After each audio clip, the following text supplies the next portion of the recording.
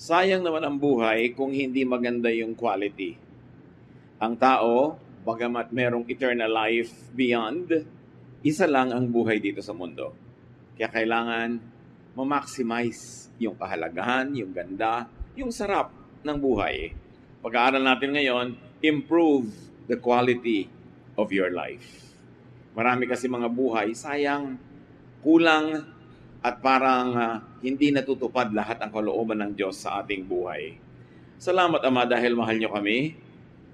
At dahil dyan gusto nyo kami na magkaroon ng buhay na matiwasay, maayos, maganda, kaiga-igayang buhay. Sa aming pagtitipon ngayon, Panginoon, nawa magpagaling kayo ng mga sakit ng aming isip, ng katawan, ng espiritu. Paging dapatin nyo kaming tumanggap ng pagtuturo, pagtutuwid, pagpapalakas, ng mga bagong pananaw na lalong magpapalalim ng aming pag-unawa sa inyo at magpapataas ng antas ng aming kabuhayan. Lord, be our speaker, move among your people, teach us, inspire us, lead us unto a greater life. Use your servant as your instrument, but be the speaker. May your voice be our medicine, our food, our drink, our energy. Father, we praise you. We thank you and commit everyone to your care and teaching. In Jesus' name. Kumusta po ang quality ng inyong buhay?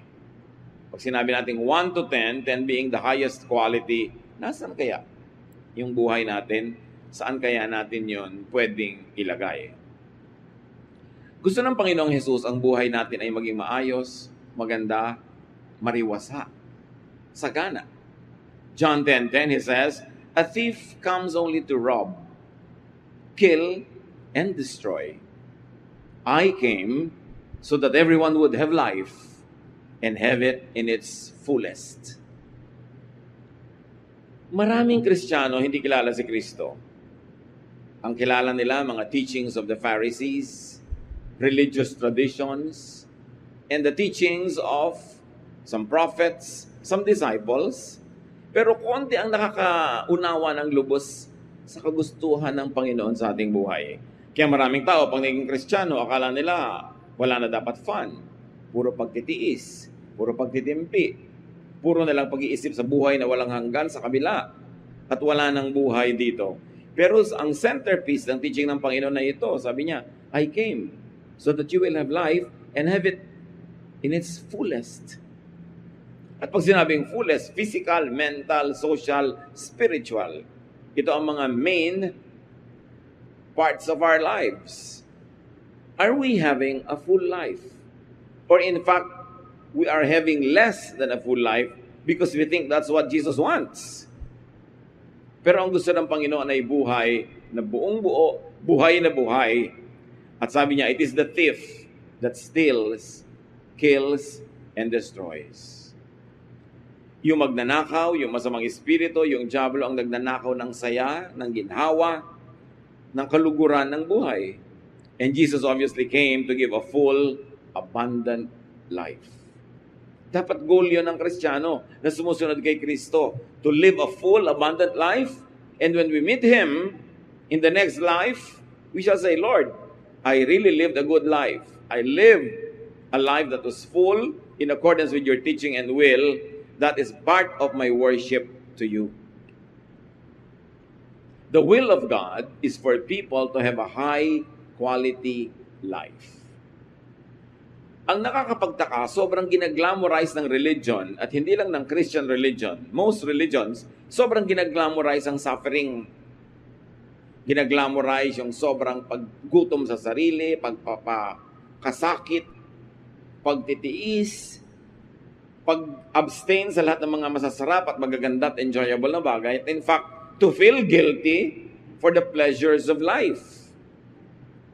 Pag gusto mong malaman kung anong kalooban ng Diyos para sa tao, titingnan mo lang kung paano niya dinesign ang katawan ng tao. Bakit pwede ka namang kumain ng walang lasa, binigyan ka pa ng taste buds para ma-enjoy mo pa ang lasa? Binigyan ka pa ng nerve ending sa iyong skin para ma-enjoy mo yung init o lamig ng tubig, ng hangin, kinis ng sapin sa kama, Binigyan ka ng mata para makita mo ang mga kulay, mga hugis, ng tenga para makarinig ka ng iba't ibang mga tunog, iba't ibang mga musika. Tapos pag naging Kristiyano, ililimit mo lang ang sarili mo sa isang uri ng musika. Ililimit mo lang ang sarili mo sa isang uri ng pagkain, na isang diet. Parang nadadaya yung tao. Pero yan ay turo lang ng relihiyon. Hindi yan ang turo ni Jesus. What we should do is to put Christ back to Christianity. The Christ who likes us to have a full life. Now, how to improve the quality of your life? May mga dapat gawin ng tao. Grade na natin ang mga sarili natin kung paano natin ito ginagawa ngayon. High grade ba? Low grade? So that we can do what must be done. Take care of your body. The quality of your life is determined largely by your health. Kahit gaano ka katalino, kadakila, kahit gaano katayo yung mga pangarap, at gaano karami ang pwede mong magawa sa buhay, pag na-lowbat na yung katawan mo, lowbat na lahat. Goodbye pangarap, goodbye plano, goodbye everything pag yung katawan humiga na at hindi na makakilos. 1 Corinthians 6:19, you surely know that your body is a temple where the Holy Spirit lives. Kaya dapat alagaan, mahalin, bigyan ng sapat na nourishment, eat healthful food. You are what you eat. Pag nakaharap sa iyo ang pagkain, marami kang pwedeng pagpilian kung meron. Piliin mo yung healthful. Hindi yung masarap lang sa dila.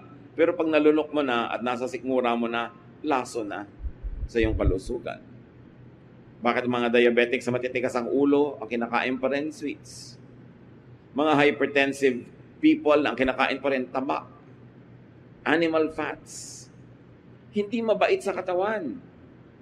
Pinipili, dahil oras na pumasok na sa iyong sikmura, bahagi na siya ng iyong katawan, bahagi na ng iyong kalusugan, o magdadala sa'yo ng sakit. Kaya sila Shadrach, Meshach, Abednego at Daniel, nung pinapakain sila ng very rich king's food sa Babylon, nung sila'y nakulong doon, anong sabi sa Daniel 1:12? Sabi nila sa bantay, let us have only vegetables and water at mealtime. Hindi naman siguro laging vegetable and water lang ang healthful, pero yun lang ang choice nila. Otherwise, other than that, yung very rich foods na of the king. 1 Kings 19:7, nung ang propeta ay sobrang nanghina na, sa gutom, sa pagod, at gusto na niyang mamatay, nakatulog siya. Soon, the Lord's angel woke him again and said, get up and eat, or else you'll get too tired to travel. Depressed pala siya, gusto na niyang mamatay, gutom lang ang dahilan. Dahil nung kumain na siya, nabusog na, naiba na uli ang pananaw. Naglingkod na uli sa Diyos. Merong mga tinatamad na sa buhay, gusto nang mamatay, o tinatamad na sa ministry, gutom lang yan. Gutom ng katawan, o gutom ng emosyon, o gutom ng espiritu. Alam na naman natin ito lahat, no? Eat healthful foods, exercise, move your body, work. The Lord designed the body to move. Kaya may mga joints, may mga ligaments, may muscles, may tissues. The body is always healthier when it is moving correctly. Kaya sabi sa 1 Timothy 4:8, physical training is of some value. May halaga. Ang pagkilos ng katawan, ang pagsasanay. So you exercise, but you also never forget to play. Malaking relaxation ang idinudulot ng play para balance. Pero huwag naman puro play. Dapat work, exercise, play. Hindi kailangan laging makatuturan ng ginagawa. Pag na-enjoy mo siya, nasa-setback ang panahon ng iyong pagtanda. Yung mga sakit mo, nababawasan. Ang kalusugan mo, nadadagdagan whenever you are enjoying. Relax. Fatigue and stress opens one's life to so-called demons. Pag ang tao sobrang fatigued, sobrang stressed sa trabaho, sa opisina, sa workplace, maraming naiisipang mga kung ano-anong mga hindi magagandang bagay. na paglalaroan ng mga masasamang espiritu ang isip ng taong laging pagod, nadadaya, nade-depress, natuturuan ka maging magagalitin, mga nawawalan ka ng gana sa buhay, pagod lang pala.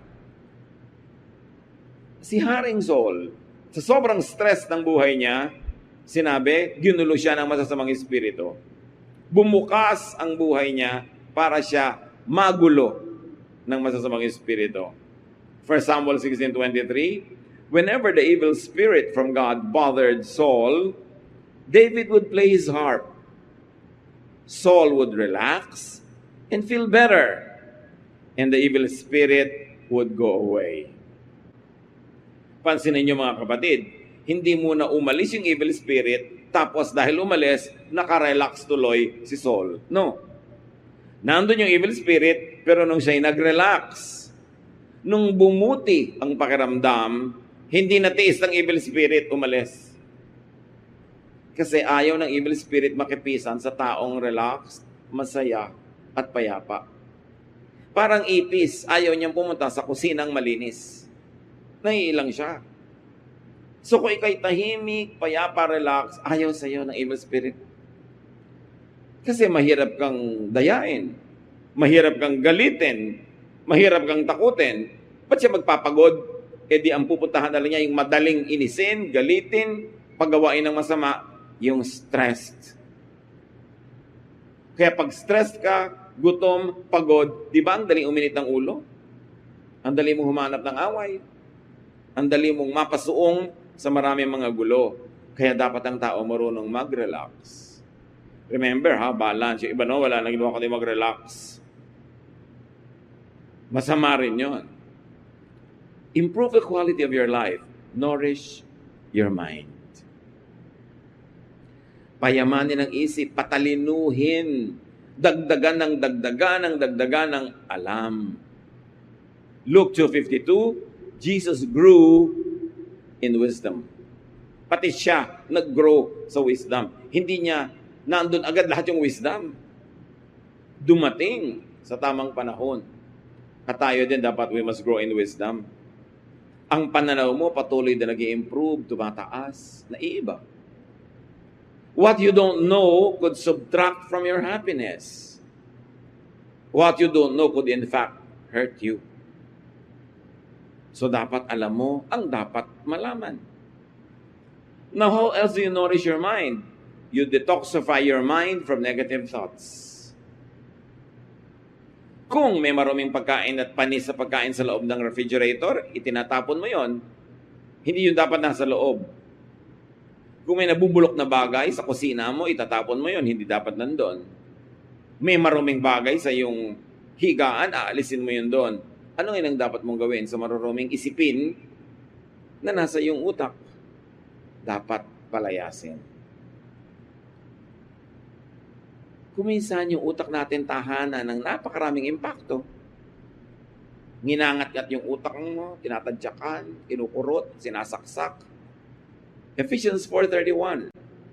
Get rid of all bitterness, rage, and anger, brawling and slander, along with every form of malice.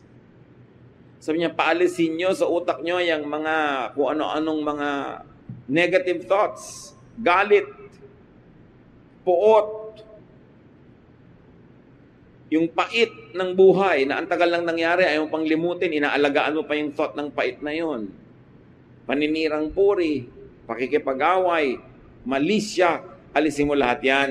Dahil bago mo yan magamit na manakit ng iba, ikaw ang unang nasasaktan. Kung hindi ka banal para magpatawad, magpatawad ka dahil matalino ka. Dahil alam mo na ikaw ang unang nasisira ng galit. So detoxify your mind from anger, from fear. Maraming takot na sumisira sa ating diskarte. Hindi mo pa naman alam, takot ka na. 1 John 4:18, there is no fear in love, but perfect love drives out fear. Our love of God, love for fellow men, love for life, love for knowledge, love for truth will drive away many fears. Detoxify your mind from jealousy. Merong reasonable jealousy at merong unreasonable. Dapat ma-differentiate nyo yan, mga kapatid. Yung asawa mo may nakakalong na iba, reasonable naman na maging jealous ka. Pero meron lang siyang katrabaho, meron siyang kasama sa isang project, wala ka namang pruweba na merong nagaganap, nagsiselos ka na, unreasonable na yon. At alam na alam niya ng mga seloso at selosa, nakakasira talaga ng pagkatao ang selos. Nang aaway ka ng wala sa lugar, sumusugod ka ng mali, maraming nakakahiyang bagay na ginagawa ang tao nagsiselos. And also especially, rid your mind of envy. Because envy leads to many evil practices and heaviness of heart. Sabi nga sa Bible, out of envy, many people try to achieve. Not because they want to achieve, but they only want to outdo their neighbor. And where there is envy, there is every kind of evil practice. Pinakamasamang maramdaman, inggit. Ang kasunod, selos. Pag merong kanyan, maaga kang mamamatay. O buhay ka man, hindi ba lusog ang katawan mo? Hindi masaya ang iyong buhay. Detoxify your mind from pride.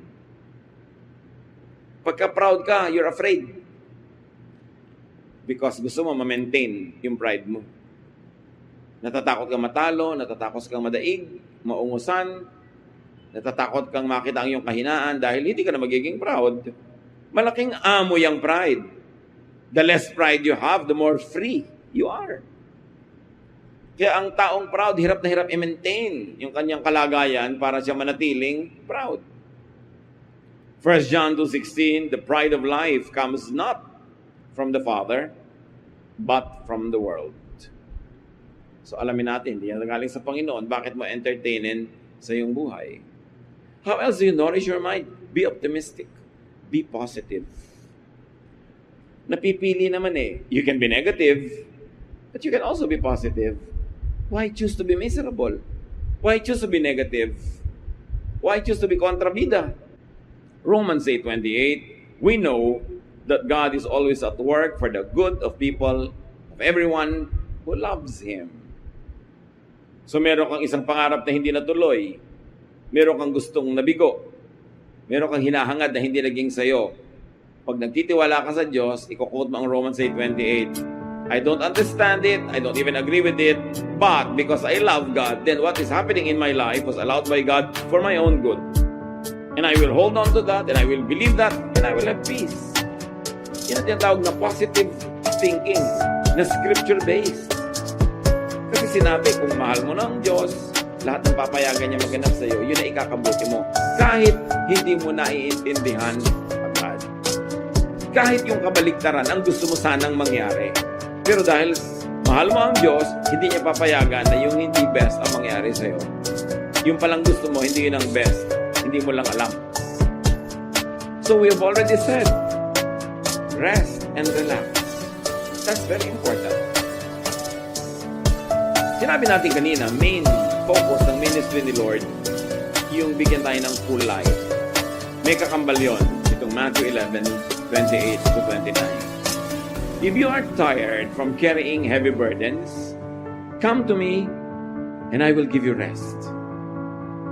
Take the yoke I give you, put it on your shoulders and learn from me, for I am gentle and humble, and you will find rest.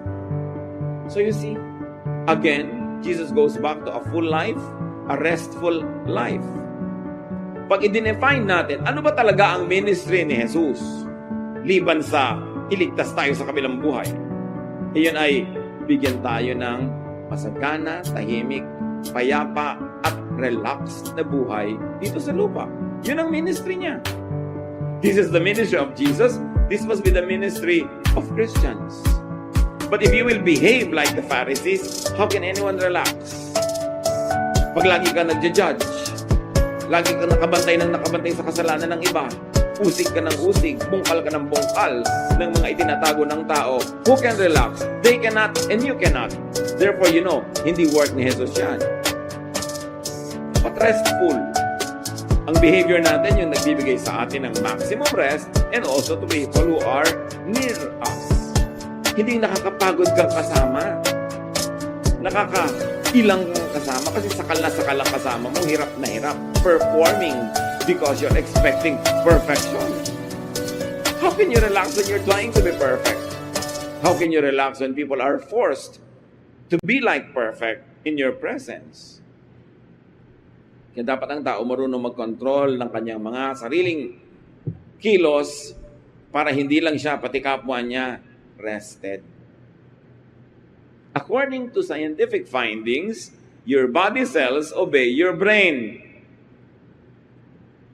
Kaya yung brain mo, pag determined siya na sabihin, nagagaling ako, sumusunod yung cells. At yun ang tinatawag natin in a spiritualized tempo na faith. Faith heals. When you have faith, you believe in it. That's the content of your brain. Your cells will obey.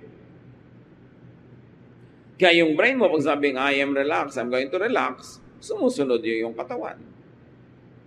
Subukan mong biglang nervyusin, naninigas ang muscles mo, tumataas ang blood pressure mo, sumusunod din yung cells. Sumusunod at cellular level ang katawan mo sa mga nararamdaman ng iyong emosyon. So kung gusto mo na mabuti ang kalagayan ng katawan mo at cellular level, begin with your thoughts. Because it begins there. You say, don't matter what happens, I will be relaxed. Uuwi ako sa bahay, anong ine-expect kong gulo ng bahay, anong ine-expect ko na hindi nasunod na instruction ko ng kasambahay, anong ine-expect ko na aabutan ko, basta I'm deciding even before I get home, nothing will move me. When you decide that way, magalit ka man ng anumang nakakagulat, konti lang, hindi sobra. That's why you always decide beforehand how you would react to a situation. Ano man ang reaction ko ngayon na submission ng mga grades sa mga bata, hindi gagraduate ang anak ko dahil may bagsak, I will decide on how I will react. So that when that happens, yung katawan mo, susunod na lang. May plano ka dapat. It all begins with the thought.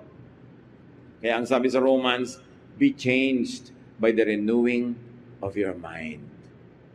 It begins there. Think beautiful, positive, healing thoughts. Hindi yung pastor, tito, sabi ng mga Facebook pamangkin ko. Lagi po ako nananaginip ng mga kung ano-anong mga nakakatakot. Bakit po kaya? Simple lang yan. Yan ang iniisip mo habang gising ka. Nagre-reply lang pag nakatulog ka. Palitan mong iniisip mo at mapapalitan na napapanaginipan mo. Kinakausap po yata ako ng Diablo. Hindi. Guni-guni mo yung kumakausap sa'yo. Sino ka naman para kausapin ng Diablo? Ang special mo? 7 bilyon ng tao sa planeta, ikaw kakausapin? Guni-guni mo yan. Kasi lumilikha ka sa isip mo ng mga senaryo na kinakausap ka niya. So, pagka tulog ka na, nawala ng control, hindi mo na mabantayan yung takbo ng utak mo dahil tulog ka, itutuloy ng utak yung kanina'y lagi mong iniisip. Kaya mga nanaginip po ako na asawa ko nagtataksil sa akin. Yan siguro, iniisip mo lagi. Saan naman kukuha yung utak mo ng mapapanaginipan? Sa utak ng iba? Pwede yon kung lagi mo siyang kausap. Maililipat niya sa'yo. Malaki ang bahagi ng utak. At Diyos ang may bigay niyan. Kaya dapat nating unawain yung faith. Unawaan natin how it works. Sabi sa Philippians 4:8, keep your minds on whatever is true, pure, right, holy, friendly, and proper. Don't ever stop thinking about what is truly worthwhile and worthy of praise. So iniisip mo yung biyanan mo. Pag nagkaroon ka ng kapangyarihan, gagawin mo siyang ipis. Pero worthwhile ba yung iniisip mo? Worthy of praise ba yan? No, tigilan mong isipin. Kasi hindi mo alam, ikaw ang nagiging ipis niyan. Yung wish mo sa iba na negative, sa'yo pupunta yun. Yung talbog sa akin, dikit sa'yo, may truth yon. Marami kong minsan mga kapestihan ang nangyayari sa buhay mo kasi yun ang wish mo for others. Kasi yung wish mo, matutupad yon. Kasi iniisip ng utak mo. May isang hiwaga na hanggang ngayon hindi pa maarok ng mga scientists. Bakit nga ba natutupad ang iniisip ng tao?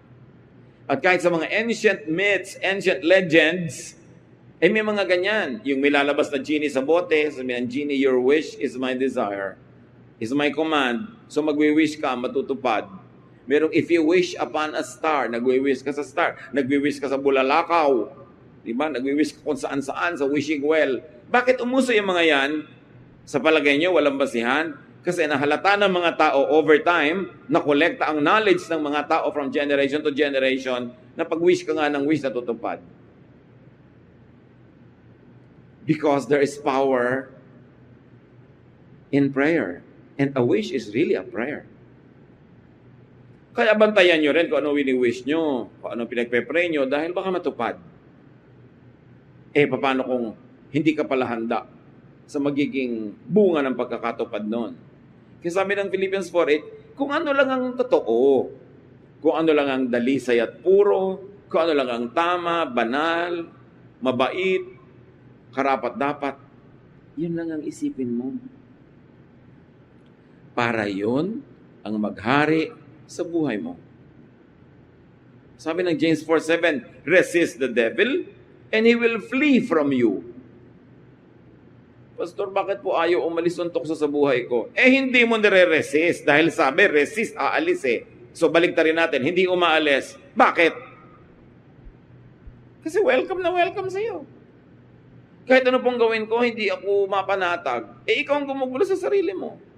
Kasi pag niresist mo yan, aalis yan eh. Sinabi bang fight the devil? No. Sinabi bang makipagbuno ka, makipagboxing ka, karatihin mo ang devil? No. Sabi lang resist. Sabihin mo lang no, aalis. The power of the will. Bakit may power ang will ng tao? Because we were created in God's image. There's a slice of God in us. We are not the divine, but we were created in His image.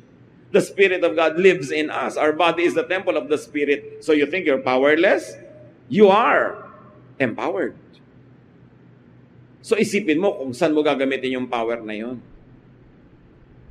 Dahil pag ginamit mo yun sa negative, kahit matupad doon sa taong gusto mong padalhan ng curse, bumabalik din sa'yo. Because what you give is what you get. What you plant is what you harvest. Mahirap ba naman yung arithmetic niyan? Kaya sabi sa Bible, what you wish that would happen to you, wish that it would happen to people. Kaya mga tao laging masama ang iniisip sa kapwa, laging may mga iniisip ng masama. Sari-sari ang nagiging sakit. Sari-sari ang mga dilubyo dumadating sa buhay na hindi nila maipaliwanag. Kahit ang mga doktor, hindi na maintindihan kung kumukuha ng sakit itong tao ito. Kasi hindi lang naman tao body. Meron tayong spirit, meron tayong soul. And the sickness of the spirit, the sickness of the soul also reflects in the body. Kaya mahalaga, inaalagaan yung isip. Resist the devil. And the devil is not always yung may sungay at may palikpik at may mga buntot na yan. Kundi evil thoughts, bad thoughts, unpleasant thoughts, evil din yan. Jealousy, bitterness, anger, envy, lahat yan, demonic. Hindi laging yung demon na sinasabi, espiritu. Meron na, symbolic lang yung paggamit ng word. So, improve the quality of life. Satisfy your needs. Hindi na dadaan sa denial kung hindi ka talaga satisfied. Dapat gumawa ka ng paraan para masatisfy. Produce what you need. Deserve what you desire and produce more than you need. Merong minimum amount of material supply para ang tao sumaya. Hindi mo pwede sabihin, napaka-spiritual mo, kahit zero food, masaya ka. It cannot happen. Napaka-spiritual mo, kahit wala ka na kaibigan, kahit isa, basta Diyos sa kaibigan mo, masaya ka. No, it's a lie. Laging merong minimum requirement on the physical level. Kaya kailangan marunong ka magtrabaho. kailangan mo ng pera, magtrabaho ka. Gusto mo ng maraming gastusan, mag-produce ka ng mas maraming panggastos. Kasama yon sa pag-improve ng quality of life. Kaya makikita nyo sa mga developed countries, sa mga rich economies, mas mataas sobra ang quality of life ng mga tao. Public life. Sa hardworking and very productive Japan, pati mga toilet seats, heated pag winter. Quality of life. Hindi yung walang toilet dahil walang pera. Siyempre, pag mahina ang budget mo, ang toilet paper mo, parang sandpaper, nagagasgas ang iyong behind kasi masyadong mura. Kaya kung ikaw ay mariwasa, marunong ka magtrabaho, pati toilet paper mo, soft as a feather. Pleasure. Dahil nagtatrabaho ka. Ephesians 4:28, anyone who has been stealing must steal no longer, but must work, doing something useful with their own hands, that they have something to share with those in need. Ito, spirituality, religiosity at its highest order. A person who stops being dependent on others, who stops living on others, and now begins to produce more than what he needs, that he has adequate excess to give away to people who are genuinely needy. Yun ang mataas na uri ng relihiyon. Huwag maging dependent, huwag maging pabigat sa kapwa, kundi lampas-lampas pa sa kailangan ang ma-produce para makapagbigay ka sa iba.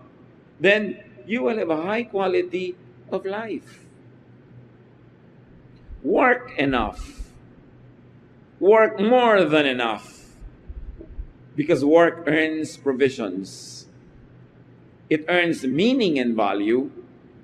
Work earns affirmation.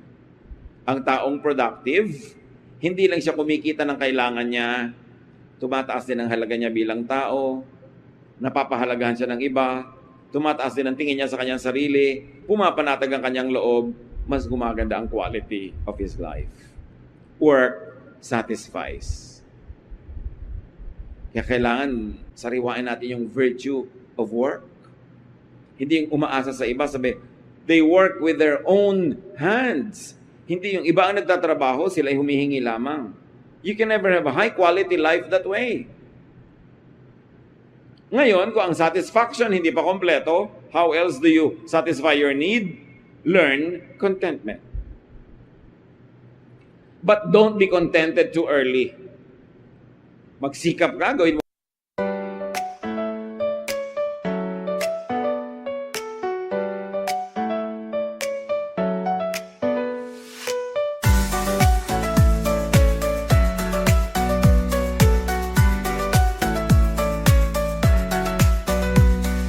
Raindrops falling down my face,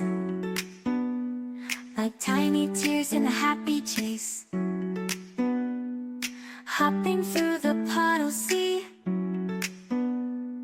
colors dancing wild and free. Skies are gray but I don't mind. Cool raindrops on my skin I find. Kicking off my Saturday, watch the clouds just drift away. Rainbow in the rain, what a sight. Colors shining oh so bright. Dancing in the streets, so bright. Everything will be alright.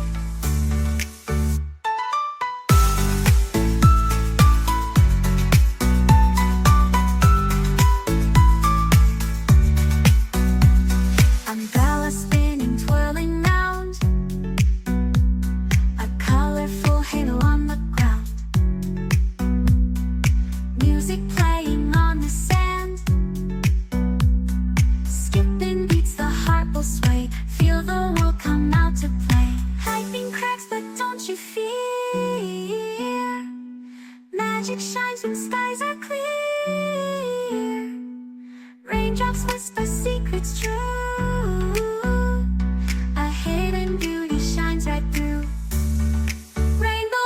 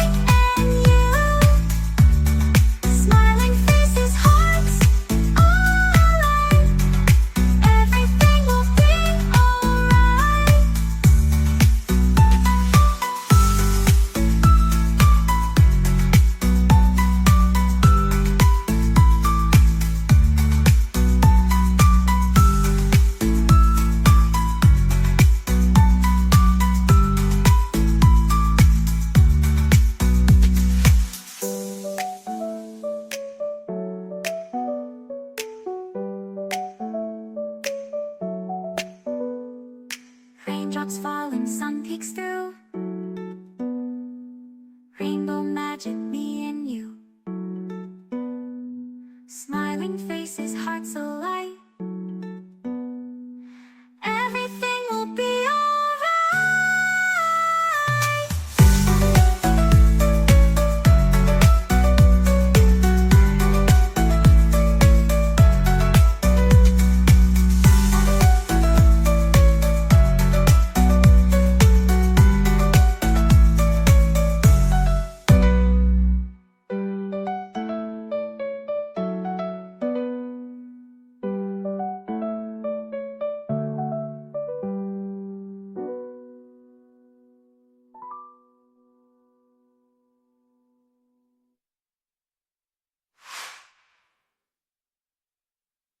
Lahat ng kaya mong gawin at kung ano ang naging bunga, doon ka na lang matuto na maging kontento. Pero hindi yung wala ka pang ginagawa, contented ka na. Kailangan sa may dulo-dulo yun when you have already done your best. 1 Timothy 6:6, but godliness with contentment is great gain. Philippians 4:12, I have learned the secret of being content in any and every situation. Paano mo guguluhin ang taong marunong turuan ng sariling makontento? Yung sinasabi ng mga matanda, habang maikli ang kumot, matutong mamaluktot. Maliit yung kumot mo, fold your knees and paliitin mo yung katawan mo para magkasya yung kumot mo. Hindi pagpipilitan mong kulang, sa wala Gagawa ka ng paraan. Teach yourself to be contented. Improve the quality of your life. Nourish your soul, your feelings, your emotion. It is unseen, it is invisible, but it nonetheless is so real as the physical body. Give importance to what and how you and others feel. Mahalaga ang feelings. Okay. Madadagdagan ng kita mo, pero magkakalayo kayong mag-asawa sa pagtatrabaho mo. Nag-improve ang bulsa, pero ano nangyari sa feelings? Ano nangyari sa iyong feeling? Is it worth it? May madadagdag na halaga sa inyong income. Is it worth all the lonely nights? Is it worth all the aloneness? And is it worth being tempted to find even just temporary comfort in another person's arms? Yung gobyerno natin, pag ipinagmamalaki yung kita ng mga OFW, pag ipinagmamalaki kung gaano pinatitibay ng OFW remittances ang ating local consumption and economy, hindi nila sinusukat yung emotional state of the people. Hindi naman kasi lumalabas yan sa mga GDP, hindi lumalabas yan sa mga GNP, hindi lumalabas sa mga balance of payments of a nation. But what is the social cost of all the separation? What is the emotional and spiritual cost of all of that? Hindi lang pera. Sabi ni Jesus, man does not live by bread alone, by money alone. May mga iba pang mahalaga. So ang tao marunong dapat magsukat. Feelings are important. So do your best to feel good, not bad. Makikipag-away ka sa boyfriend mo, hindi ka rin naman makatulog, balisang-balisa ka, siya rin balisang-balisa. Is it worth it? Both of you don't feel good. So why don't you forget your foolish pride? Text ka, bati na tayo. So niya, sige, love you. Biglang sumaya na uli kayo. Kung minsan isang text lang, sasaya ka na. Bakit mo pinapahirapan ang sarili mo? Dahil sa pride, gusto mo mauna siya, ayaw mo magmukhang ikaw yung natalo. But remember, feeling good must be prioritized. Don't do too many things that make you feel bad. Especially kung inimbento mo yung feeling na yun, ikaw ang may dahilan. Ecclesiastes 7:14, when times are good, be happy. Balik na rin natin, if you are not happy, make the times good. Umimbento ka ng saya, pagandahin mo ang sitwasyon. Mag-asawa kayo, hindi kayo nagkikibuan, kaya kitid-kitid ng kama nyo. Huhulog na kayo sa dalawang gilid, huwag lang magkadikit ang mga paa nyo. Why feel bad when you can feel good? Why be foolish when you can end an emotional warfare? Sometimes with just a word, a hug, minsan isang tasang kape lang, yun lang pala, okay na. Pero bakit papatagalin ang mga away? Ba't pahihirapan ng emosyon? Tuwing nahihirapan ng emosyon, may nasisirang bahagi na iyong katawan. At kung minsan hindi na yun nare-repair. Nourish your soul and your feelings and your emotion. Be with people you like. Be with people you love. May magtatanong sa akin, Tito, ang taas-taas po ng sweldo ko dito sa office ko, pero impyerno, everyday impyerno. Sumasakit na ang tiyan ko, sumasakit ang ulo ko, nagkaka-migraine ako lahat na, pero ang laki-laki po ng kita. So, computein mo. May halaga din ang iyong emosyon. Lagyan mo yan ng presyo. So tingnan mo, baka lugi ka pa sa bottom line. Pag sinubtract mo yung kalugihan mo emotionally, dapat ang tao masaya. At hanggat kaya mo, sumama ka, kasamahin mo sa'yo yung taong gusto mo. Kaya mahalaga ang tao, economically independent. Na meron kang pera, meron kang kapangyarihan, napipili mo ang kasama mo. Nai-improve ang quality of life pag productive ka. Kasi hanggang doon, napipili mo yung teammate, napipili mo yung ayaw mo dyan, yung gusto mo. Ecclesiastes 9:9, enjoy life with your wife or whoever. Maybe your friend, maybe your mother, whom you love all the days of this meaningless life that God has given you under the sun, all your meaningless days. For this is your lot in life and in your toilsome labor under the sun. Sabi, ang tanging share mo sa buhay na ito na napakaraming hirap, maraming balakid, maraming problema, is to enjoy life with someone you love. Tapos yung someone you love pa, yung pinaka-love mo, 30 years na kayo hindi magkasama dahil sa paghihiwalay para kumita ng pera.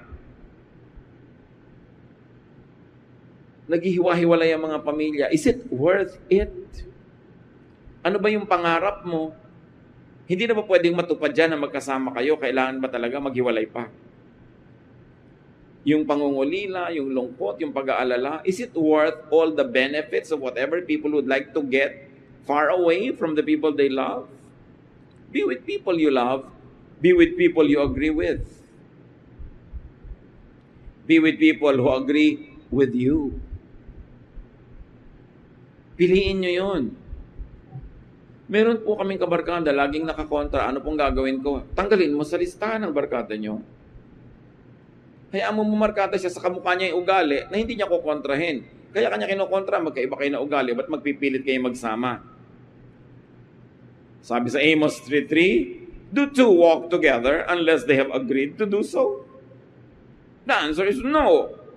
Two people don't walk together when they don't agree with each other. It's as simple as that. Kaya, Tito, ano pong dapat kong hanapin na quality bago ko pakasalan yung boyfriend ko? Lagi siya dapat agree sa'yo, pamangkin. Pag lagi kanya kinukontra, huwag mo siya pakasalan. All your life, kontrahan. Diba? Love na love ko po. Di ikaw mag-agree sa kanya. Kaya mo. Upo, kasi ang ganda ng muscle niya. O pues, mag-agree ka lagi. Maganda naman pala yung bicep. Pero huwag kang pakasal, tapos kukontra ka ng kukontra. Impernong buhay yun. Paano po kung asawa ko na hindi ko na mapalitan? Pues, ang palitan mo na lang yung ugali mo. Mag-agree ka na lang para tahimik. Pero hindi pwede, tandaan nyo to, hindi pwede na ipagpipilit ninyo magsama tapos magkukontrahan kayo everyday. Impyerno yon. Hintayin nyo na lang mamatay kayo bago kayo pumunta sa impyerno. Hindi yung buhay pa kayo, nadula kayo. Ba't ka i-invento ng gulo sa buhay mo?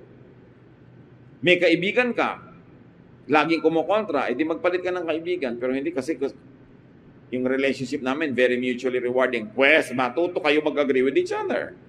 But remember, hindi pwede na nandyan, pero kontrahan kayo ng kontrahan. Sisirain nyo ang isa't isa.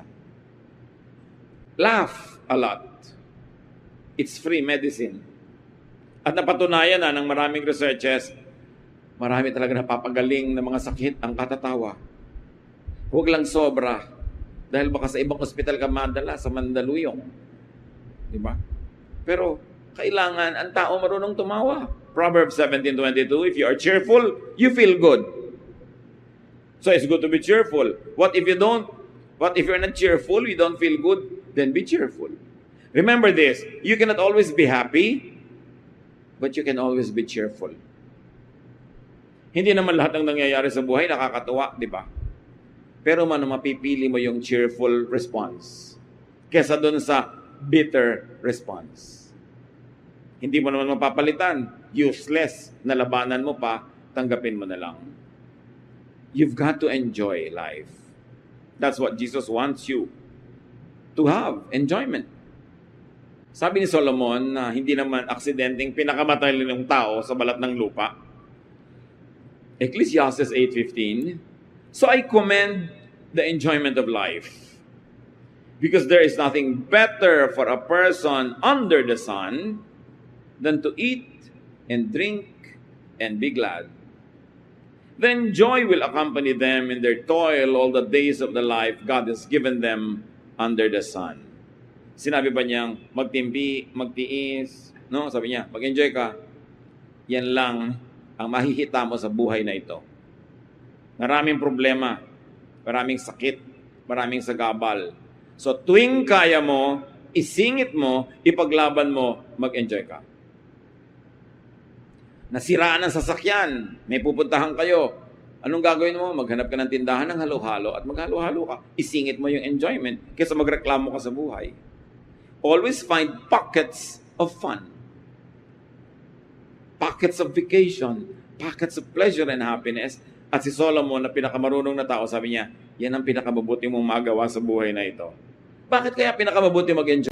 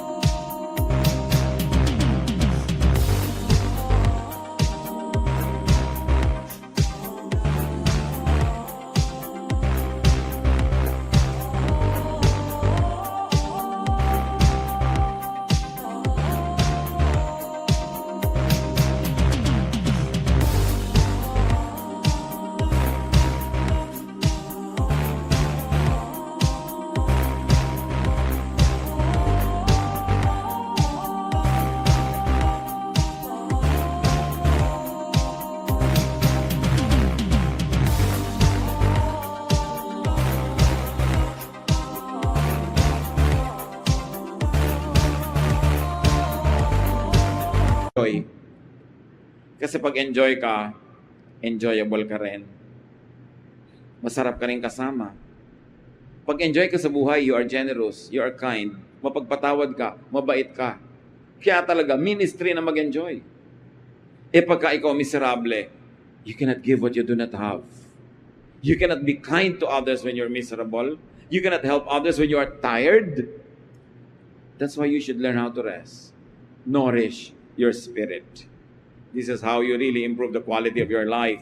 Be at peace with God and with your conscience. 1 Timothy 1:19, holding on to faith and a good conscience, which some have rejected, and so have suffered shipwreck with regard to the faith. So hold on to your faith and a good conscience. Pakinggan mo ang sinasabi sa iyo ng kalooban mo. Huwag mong kontrahin yung sarili mong dibdib. Makinig ka sa sinasabi sa iyo ng iyong puso. Connect with God. Psalm 145:18, the Lord is near to all who call Him. Tito, bakit po parang ang layo sa akin ng Diyos? Anak, Psalm 145:18, the Lord is near to those who call Him. So mukha siyang far, you are not calling. Tito, tawag po ka lang tawag. Baka mechanical lang. Superficial lang. Pero kung taos-puso tumatawag ka, mararamdaman mo nandun ang Diyos. So hindi siya lumalayo ang problema mo. Hindi ka tumatawag ng galing sa puso. Do good. Ephesians 2:10, for we are God's handiwork, created in Christ Jesus to do good works, which God prepared in advance for us to do. That's one of the best things you can do. Do good works. Punong-puno ng good works si Jesus. And how else do you nourish your spirit? Be thankful always. Be grateful. 1 Thessalonians 5:18, give thanks in all circumstances, for this is God's will for you in Christ Jesus. Be thankful. Ang reklamador hindi masaya. Ang reklamador nagagalit, nasisira uli ang kanyang kalusugan. Be thankful. Learn contentment. Do your best. And when your best can do only so much, be contented with it. Improve your quality of life. And not only that, help your neighbor improve his or her quality of life. Huwag tayo ang maging kontrabida, maging hadlang para mag-improve ang buhay nila. Tumulong tayo. Because what you do to them comes back to you. Panginoong Diyos, salamat po. Na binibigyan kayo ng oras na mag-isip-isip, magbulay-bulay sa mga bagay na madalas nalilimutan. Nabubuhay na lang, naghahanap buhay, pero hindi naman masaya ang buhay. Teach us to find pockets of pleasure, happiness, and fun, even in moments of hard work. Teach us, Lord, to see your blessing na kuminsan ay hindi obviously visible. Turuan mo kaming improve na aming buhay at buhay na aming kapwa. Dahil ang buhay na ito'y pahiram mo, ang buhay na ito'y gusto mong maging masaya, mapayapa, mariwasa, maunlad. Teach us to be faithful to your will by improving the quality of our lives. Pagbulay-bulayan natin mga kapatid kung paano gagawin ito in the context of all our realities. Lord, teach your people how to apply this in our daily lives.